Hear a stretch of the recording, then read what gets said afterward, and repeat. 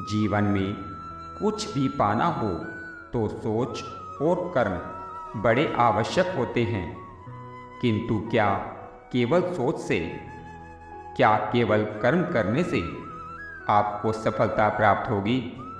नहीं, कुछ लोग सोचते रह जाते हैं, कर्म नहीं कर पाते और इसी कारण से उन्हें सफलता प्राप्त नहीं होती। कुछ लोग बिना सोचे समझे कर्म करते रह जाते हैं, उन्हें भी सफलता प्राप्त नहीं होती।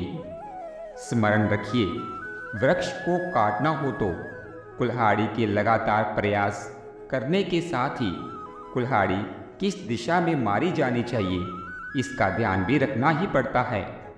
सोच और कर्म इनका ठीक से सम्मिश्रण करेंगे तो अवश्य ही सफलता प्राप्त होगी।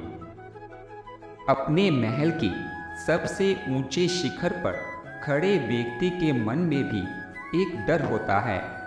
डर उस महल के नींव के हिल जाने का और अपने पतन हो जाने का।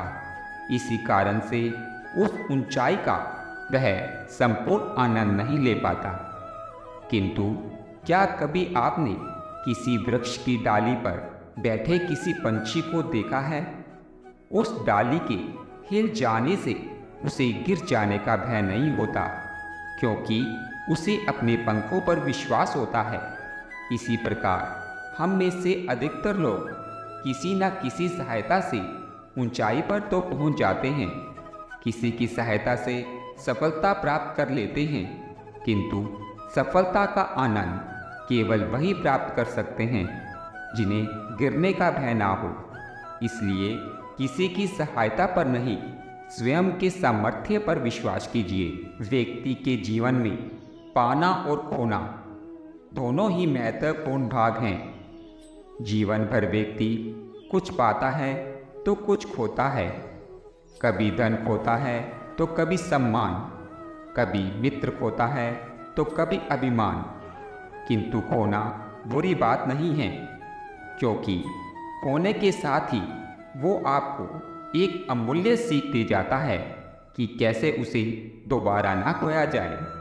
इसलिए यदि कुछ गंवा दिया है तो उससे मिली सीख ना गंवाए, क्योंकि उसी सीख की सहायता से आप अपना खोया हुआ पुनः पा सकते हैं।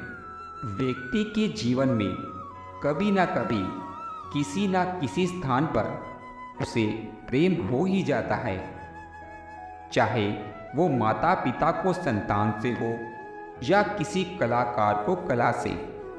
किंतु क्या वास्तव में ये प्रेम है? यह तो मोह भी हो सकता है। प्रेम और मोह दोनों में ही अंतर होता है, और अंतर है बंधन का। जो आपको बांधे वो मोह है, प्रेम नहीं। प्रेम तो वो है जो आपको मुक्त कर विकास की ओर भेजे।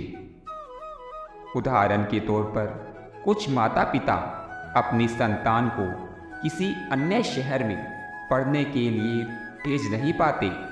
अपनी संतान को उनके दोस्तों के साथ खेलने के लिए भेज नहीं पाते। वे चिंतित रहते हैं कहीं उनकी संतान को कोई पीड़ा ना पहुंचे, इसलिए उसे बांध कर रखते हैं।